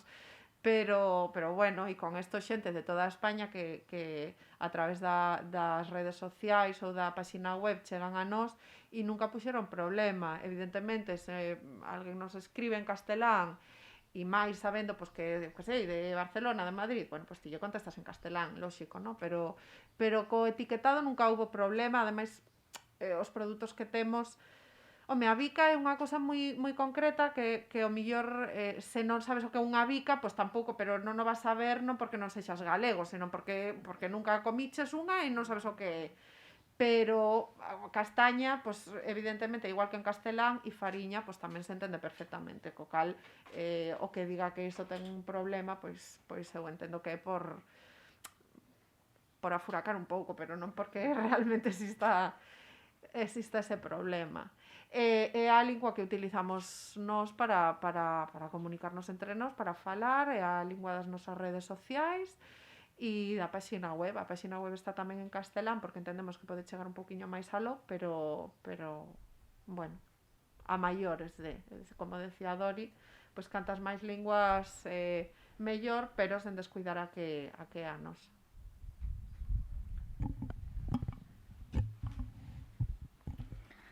Fai un cachiño, se Luís falaba de como un distribuidor de Cataluña era, non? Que comentaras que che suxerira facer o etiquetado en castelán, sí. Era, non? E incluso falabas de como antes as esencias xa daban por feito que tiña que ir todo en castelán, xa nin era algo que se cuestionaba. Por outro lado, Natalia ora xa nos adiantaba que elas a comunicación a fan toda en galego en redes sociais e nunca tiveron ningún problema. A min gustaríame saber pois os demais como vedes, algunha vez surdiu algunha dificultade ou ao contrario credes que pode ser un valor engadido incluso para os consumidores de fora do noso país, que creo que os 4 comercializades fora. E nada, creo que me contedes un poquinho eso, se atopastedes algunha dificultade ou algún caso en concreto que ou eso, ao contrario, vedes que pode ser un valor engadido e ven como un produto de aquí ou ven como algo incluso moito máis positivo que vai no idioma. Eu podo contarche que no noso caso, xa como dicimos o primeiro, non houve ningún problema, excepto isto que esta anécdota deste que cho pide porque para un público, pero o que si me teño atopado en outros campos, por exemplo, non? Cando se morre un familiar e vas á funeraria ou a poñer a esquela e automáticamente, se non dices nada, xa vai en castelán, pero xa por norma. É dicir, este, por exemplo, que digo que neste caso hai que traballar con moitas entidades para que estas cousas non acontezan. Tens que estar aí dito as coroas ou que sexa, non? É dicir, que, senón, automáticamente, xa como norma, sin máis tal. Entón, claro, por eso nos atopamos este tipo de... que temos que estar sempre pendentes para o uso da lingua, de que en todos os entornos onde vas, que o galego esteja presente, non? E bueno, porque hai unha ben arrastrado de atrás e non sabemos ni moi ben por qué, porque colaboran xente que son galegofalantes, pero non se cuestiona, non che pregunta queres en galego ou en castelán, non, senón que xa automáticamente o castelán xa entra xa de feito, pero digamos que nós non tuvemos polo demais, pero sempre tendo ese cuidado, tens que estar sempre dicindo estas cousas, non? Porque se non estás aí, pois xa é certo que cada vez está cambiando máis, porque, bueno, supoñome que as axencias de agora non son as mesmas de antes e que están que está claro, pero bueno, isto é o que acontece, non? Bueno, a verdade é que non tivemos ninguna experiencia negativa co tema do uso da lingua que eu recorde. A verdade é que nadie nos... Si a veces temos esa duda nas redes sociais porque a veces din, pero dícenolo en plan agarimoso, non en plan de decir está mal, pero moi dicen é que fala sempre, bueno, falo de xente fora de Galicia, lóxicamente, xa lo faltaría, como yo dicen, é que a veces escribes para que se che entenda e tal, pero non o din a mal, non o din, simplemente eu penso que eu creo que en determinadas zonas por mellor non entenden ese, bueno, pois que ese é algo moi noso, que a lingua que forma parte de nós e e nada máis, pero bueno, en canto a etiquetaje, a venta, nunca tuvemos ningún problema, a verdade, eu creo que máis ben en tal caso serán ventaxas. Perdón, eu vou apuntar unha cosa que sí que que me pasa a veces. Nós facemos unhas visitas guiadas e uns obradoiros ali na nosa e a veces facémoslo con público que é galego e de fora, según os que estén aloxados nas casas, e sí que é certo que eu sempre pregunto si pode ser en galego e atopámonos que moita xente de fora prefere que fagas en galego, non ten ningún problema. Si son todos castelán falantes, o mellor o faz en castelán, pero se non lles importa, porque parece como se a cousa mantuvera moita máis autenticidade. Non, se non xa se pregunto se non entendo. E ceden bastante, sobre todo a xente que vai buscando a cultura. Recordo uns que viñan de Canarias e me decían: no, é que eu quero que os meus nenos escoiten a lengua do lugar. Se temos inconvenientes, xa che preguntamos, pero se non, ti exprésate, porque o sea, a súa musicalidade e tal, estas cousas. Quero dicir que sí que te atopas donde a curiosidade prefieren case, ainda que non entendan parte, como moitas das cousas son moi didácticas e o que van a facer é tocar, ver e tal, pois ao mellor o que estás contando tampouco non é tanto, non estás soltando ali un discurso. Prefieren que o fagas na tua lingua. Eso sí que nos pasa. Non sei, Doria e Natalia, ainda que xa foron adiantando un pouquiño isto, se vos gostaría engadir algo máis. No noso caso non é un problema, ao contrario, e igual que Xosé Luis, no que nas xornadas de no turismo, nas xornadas que facemos aquí na Vega, o mesmo, ven moita xente que non é galego falante, que non son galegos. Tamén sempre facemos a pregunta, bueno, nós vamos a falar en galego, tedes algún problema, cambiamos ao castelán, ou tal, e normalmente hai iso, xente que igual non é galega, e o mesmo, din que non, que por favor en galego, e se hai algunha cousa que non entenden, que pregunten. É dicir, que unha vez máis, o galego é unha vantaxe e incluso a xente de fora prefire que o fagamos en galego. Nada, xa vos contei un pouquiño antes e ningún problema. Nos 4 casos o nome que levan as vosas marcas tamén son en galego, obviamente, pero vemos algunhas marcas que poden ser similares e que precisamente, ainda que teñen o nome en galego, non o fan así co resto dos ámbitos da súa comunicación, pois web, ou redes, ou etiquetado. Por que é o que creedes que as frea a facer eso? Xa máis alá de que o mellor, xa falo o mellor de xente pois que sí, que sexan galego falantes, que teñan a súa marca en galego, pero sin embargo continúan con esa comunicación en castelán. Que é o que creedes que os pode frear? Empezo, se queredes, eu penso que é unha cousa que decía Chelo antes e é que penso que en Galicia temos un problema de complexo, tanto da lingua como do que facemos, como dos nosos produtos, da nosa lingua e da nosa cultura en xeral. É un problema de complexo e de non estar convencidos do bon que temos aquí. Sí, eu a veces chocame moito cando as empresas de fora, esas incluso multinacionais e tal, que teñen unha adega e buscan un nombre ese máis orixinal, máis auténtico, toda a comunicación en castelán, pero non sei, a min hasta me chirría un pouco, non? Cando, sí, porque realmente hasta non me parece acorde, o sea, parece unha cousa, están buscando aí un nome moi rebuscado, toda a comunicación en castelán, ya que lo velo como un pegote ali que non pinta nada, non sei, porque pode ser unha identidade con Galicia, pero moito máis lai, non sei se, pero non buscando aí ese punto tan así, tan auténtico, tan enxebre. Eu creo que lle resta, non? Porque claro, estás comunicando en castelán e depois atopas aquel, e que é isto, non? Por exemplo, os que ti dicías antes do Celme, ou, bueno, o que tedes vos, ou tedes nomes así moi rebuscados que non están así nos según, e moitas empresas o buscan. E a min pareceme que non ten moito xeito, non? A min personalmente, non? Pero buscan esa identidade, pero en cambio, pois todo o demais fan en castelán, e digo, bueno, pois, se ainda foron a parte ou tal, tería sentido, pero se non me parece nin siquiera, eu creo que non lle aporta moito, o sea, buscar ese, creo que incluso lle fai un mal ao galego, non? Ese tipo de cosas. A min chamame moito a atención vou aludir a un estereotipo que hai de galego, que é a típica señora que te habla castellano, no, e logo te mete pues, un riquiño, un non sei que, esta forma de falar, que como que, e o digo porque coñezo casos, no, de xente que sí, que no, o sea, que vai con Galicia por diante, que sí, que a mi tierra, que non sei que, pero lle falta o do galego, e é unha cousa que para min non ten coherencia. Es que yo gallego non sei hablar. E eu penso que está ligado a ese tema do complexo, que parece que se falamos galego que quedamos como de paletos, con perdón, ¿no? Que ese de cando viñan antes, pois o mellor de fora, de os emigrantes, e eles se sentían acomplexados, e non sei se se asocia ao idioma, porque sí que coñezo persoas que levan eso, Galicia por diante, neste caso estou falando a nivel persoal, non de empresa, e eu soy gallega e tal, e non sei que, pero falo en castelán. E despois acaboume de lembrar, non sei o que dicías ti das multinacionais, non sei se vos acordades de cando, non sei se podo dicir nomes de marcas aquí, hubo unha grande multinacional galega que sacou unha sección, era de roupa, e sacou unha sección de fogar.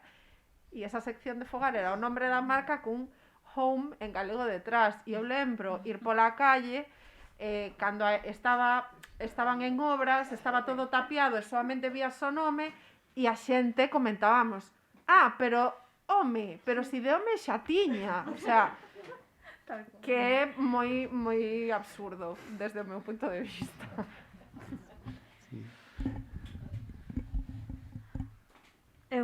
A mí o que máis me choca é ver a xente que asume como algo normal, dentro de que a palabra normal non me gusta moito, porque sempre é moi... acercarse a un comercio, é que eu eso enfadome moito, de feito, sempre... A ver, o enriquecedor é conocer cantar máis linguas, non mellor, pero que seamos tan pasivos ante o avance do inglés, por exemplo, en todo o ámbito comercial, que non todos dominamos inglés, de feito, bueno, temos unha generación que somos máis de francés que de inglés, pero, bueno, da igual. É que, sin embargo, aos nenos, inda sendo galego falante, lles falemos castelán. Entonces, bueno, creo que non ten moi... Bueno, isto non ten que ver co que me estabas preguntando, pero, bueno, que eso elevado ao das empresas que veñan as multinacionales e utilicen o galego, a veces me chama a atención nas campañas publicitarias, e que, ao final, esa identidade tan... non ten ningún sostén, porque realmente é unha publicidade, pero que quere chegar cunha estrategia, pero en realidad non ten sostén ningún, non? Entón, bueno, eu creo que hai cosas como toda na vida que, inda que o intenten, non ten base.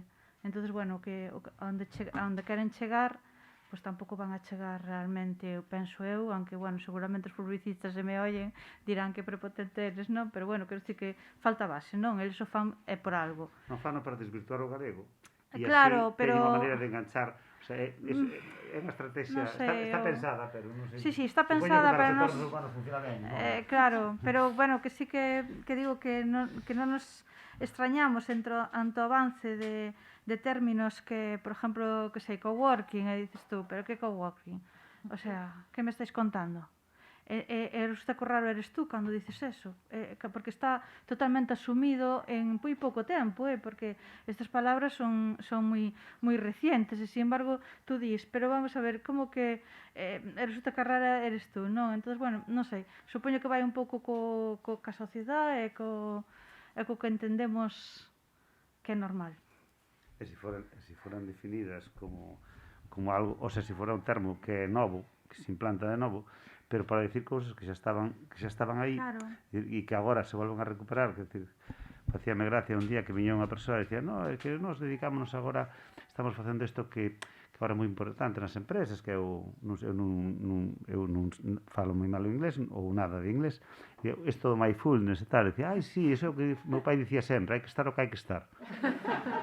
Dicir, atención plena, que pode ser atención plena, hai que estar o que hai que estar, centrado no que estar. Eso de toda a vida, xa meu abuelo, o sea que isto non é un método novo para decir mindfulness ou esta técnica que facen, non, pero de sempre. Tal cual. Entón, bueno, non sei, son estas cosas, pero queda máis bonito estar o que hai que estar, non? Sí, desde logo. Así que podedelo acuñar por aí, pero a min gustaríame que xa non referíndonos a multinacionais, senón ao mellor empresas máis pequenas, similares a vosas, que é o que comentaba, que ao mellor utilizan o galego pois no nome ou non siquiera utilizan no nome, pero bueno, no caso que utilizan no nome, que é por algo, e sin embargo non o fan no resto da comunicación, gustaríame saber que lles diríades para animalos a usar máis o galego no resto dos ámbitos da comunicación, pois eso, falamos web, ou redes sociais, ou etiquetado. Eu non sei, eu vou a contar unha pequena anécdota de un adegueiro xa maior, foi uns dos primeiros na Ribeira Sacra, cando empezaron a montar a denominación de orixe, e entón, pois, este home, bueno, cando bautizou a súa adega, xa facía viño, pero cando empezou a etiquetar o viño, pois puxolle un nome que é Marqués de Garoña, non? Garoña é un lugar, ainda ten esa marca. E entón eu tiña un amigo, un amigo en Madrid que compraba sempre ten un restaurante, todos os produtos que ten nos restaurantes son galegos. Non ten viño de Rioxa, tampouco non ten Coca-Cola, e non se pode pagar con tarxeta. Ainda a día de hoxe, ten xuventude no seu establecemento. A xente sabe que se ten que ir comer ali de tapeo, ten que ir antes pasar polo caixeiro que lle os cartos. Quer dizer, que tiña uns principios moi éticos e tal, todo en galego, non? E el, que se preocupaba sempre moito cando buscaba adegas pequenas, viña aquí, viaxaba, movíase e tal. Entón, foi a onda este. Claro, el estaba interesado en saber por onde viña o nome, non? Entón, dicía, pero que isto do nome? Entón, como é Marqués de Garoña, que Garoña é o lugar onde ten a finca Garoña, e o de Marqués, onde ven? O marquesado, o tal. O marqués non eu. Ese auto... definirse como marqués. Quero decir que a veces os nomes se buscan sin máis e se busca aquel nome porque é do lugar onde está, pero despois non se ten en conta para nada máis o cuidado de todo o que rodea todo eso. Eu creo que moitas veces isto pasa porque consideran que se van a vender, eu creo que se vamos a vender fora de Galicia algo, xa vamos a utilizar o castelán porque vale para Galicia, vale para fora, non sei, xa sin máis. Eu creo que son moi simplistas nese sentido, digo, as empresas pequenas, a veces no sentido de que non cuidan moito e o tema de alguma forma parte só que comercialmente, onde se entende mellor? Bueno, pois xa está, o castelán vale para aquí, vale para lá. Eu creo que eso pareceme que pode ser parte do que moitas empresas utilizan así de forma normal o castelán por esa razón, non? Gustaríache dar algunha mensaxe para promover un pouco máis o uso do galego para as empresas, para que se comuniquen cos seus clientes ou co seu público obxectivo? Bueno, eu o mesmo que dicía antes, sobre todo o que se dixe aquí na mesa, se traballas con produto que ten raíz e que ten autenticidade, pois, home, o lóxico e o coherente, e eu creo que axuda ao produto, acaba de vestilo, se queres, non? Porque é esa etiquetaxe, é o que realmente a xente percibe de primeira vista, despois vai detrás, pero se de primeira vista ve algo que está, digamos, empaquetado nunha lingua, pois xa o ubica, non sei. Entón, eu creo que eso, eu recomendaría a todos, xa non digo, se é algunha empresa que extrae aquí, extrae ali e dedícase a unha cousa comercial, que este en Galicia, pois non sei, pero as empresas que traballan con produtos daqui, que transforman, que traballan coa materia prima base, que transforman esa materia prima, pois o galego forma parte do envoltorio deso, e non é menos importante. Para min a palabra é coherencia. Non podemos vender territorio, non podemos decir que facemos que todo elaborado aquí, que todo Galicia, que todo tal, e despois usamos unha lingua que non é a nosa. Entón, para min, o resumen que lle diría a xente é decir, pensa o que estás facendo, pensa o que queres transmitir e ponlle coherencia a esa historia. É que ademais somos transmisores, quero dicir, para as xeracións posteriores, que é algo moi importante, a transmisión do coñecemento do patrimonio. E se esa transmisión non se fai ben, pois... Ou cando falabades antes dos nenos, do que lles daba vergonza falar galego, se un neno desde que nace ve que o galego é parte de sí, que o galego é parte da súa empresa, que o galego é parte do seu entorno, non debería de ter vergonza por eso, supoño, vamos. Pero sí que é certo que, por exemplo, que falabades, no noso caso temos unha pequena de 2 anos, moitos galegos falantes, sobre todo xente igual máis maior, ou propios veciños daqui da aldea que falan con nós en galego, e a nena diríxense en castelán. E despois, ao cabo dunhos minutos din, pero que vos tamén lle falades en galego, entón como que volven cambiar, pero aí todavía queda esa... Eu digo, eu conheço algunhas parellas agora que se eles son de dúas, o sea, pues unha é francés e ela é galega, pois o castelán queda para o final, e incluso o inglés, predominan as linguas dos dous, o sea, o galego, por suposto, e a outra lingua que sexa da outra parella, non? É dicir, eso agora mesmo xa se empeza a entender así, pero máis cando hai esa parte de que son dos culturas diferentes, non? Máis que se foran os propios galegos, non? Que Eu sigo pensando que hai, como non sei que non decía por aí antes, hai un problema oculto por aí que non sei onde está. Nos, na nosa familia, somos todos, absolutamente todos, galego falantes de sempre na casa. Bueno, a min unha vez de pequena tamén lle dixo unha señora a miña nai: ai, que nena máis guapa, que lástima que fale galego. Unha señora ali da vila. Nos temos un caso na casa que o meu fillo maior, que ten 8 anos, el falaba galego, empezou a falar galego cando empezou a falar, porque sempre lle falamos galego todos. Foi comezar o colexio e se pasou castelán, pero de forma radical, o sea, de forma radical de no quiero saber nada del gallego. E non sabemos moito como enfilalo, agora parece que vai suavizando, tamén é máis maior e tamén lle soltei algunha vez, ao principio era como, bueno, non lle vimos insistir para que non tal, pero non víamos mellora e outro, bueno, e agora fai pouco, pois un pouco lle empecé a falar de que o idioma pois era iso, era cultura, eran os seus avós, os seus bisavós, eran moitas máis cousas que simplemente pronunciar un sonido, non? E agora ele está facendo un pouquiño máis de esforzo, pero tivo unha época de que realmente parecía que había algo, o sea, que él sentía unha vergonza tremenda, que non sabemos de onde viña. E o falábamos había poucos días con outras familias que lles pasaba o mesmo cos seus fillos. O mellor se arrastra aí nos xenes, porque eu non sei se aquelo de que claro, se realmente o galego estaba tan mal visto, e eu coñezo moitas familias que enseñaron iso, eles falaban galego e foron marxinados que como non tuvemos nobleza galega, que eu creo que parte da historia, e cando se burlaban dunha nai que non falaba galego, se rían dela por falar galego, pois creo que esa nai empeñase por todos os medios de que a súa filla non fale galego.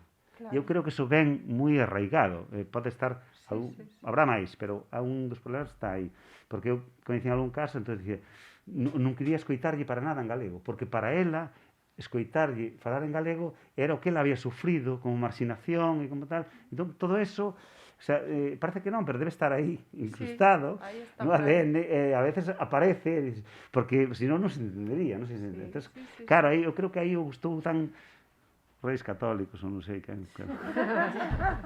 Quero dicir que isto non pasa mal de... No, é que además... O sea, pero que siga pasando nas novas xeracións é algo que...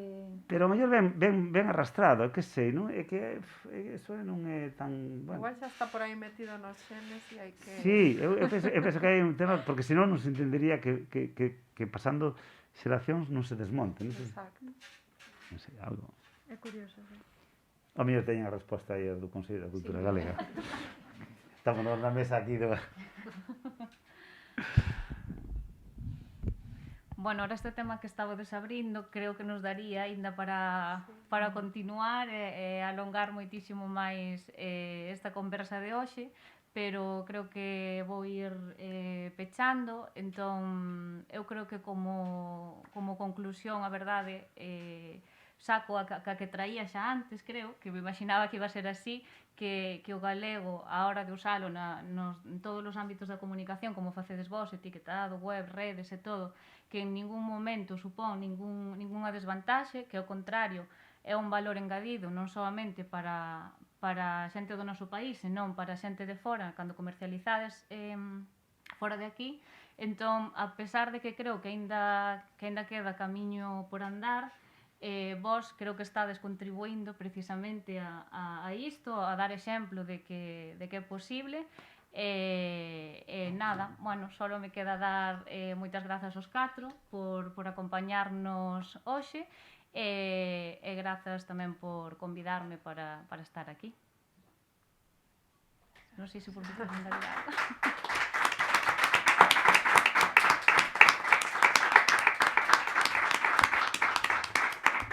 Bueno, simplemente decir que bueno, agradecemos moito, que bueno, en nome de todos, pero agradecemos moito facer este tipo de eventos porque creo que son moi necesarios e creo que hai que ir polo rural e polo urbano tamén, pero facendo este tipo de cousas para que valorizar o galego. Creo que este tipo de eventos son importantes porque primeiro que nos xuntamos nós, que tamén é bo, e intercambiamos impresións e, bueno, vamos afondando máis aí neste tema, non?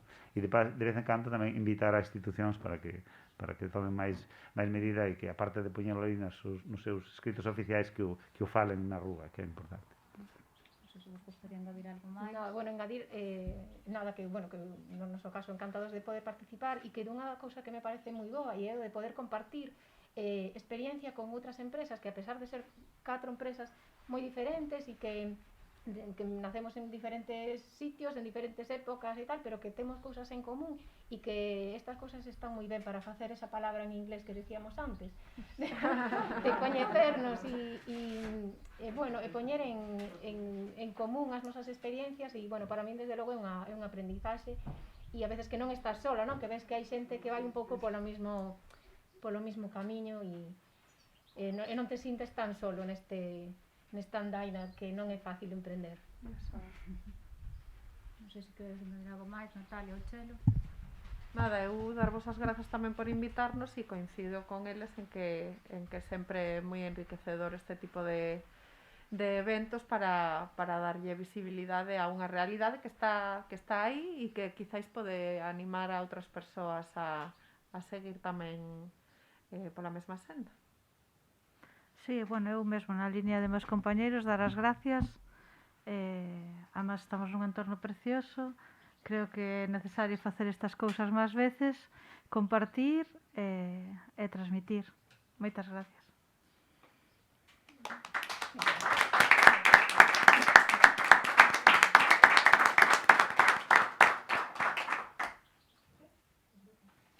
Dime que hai que despedir.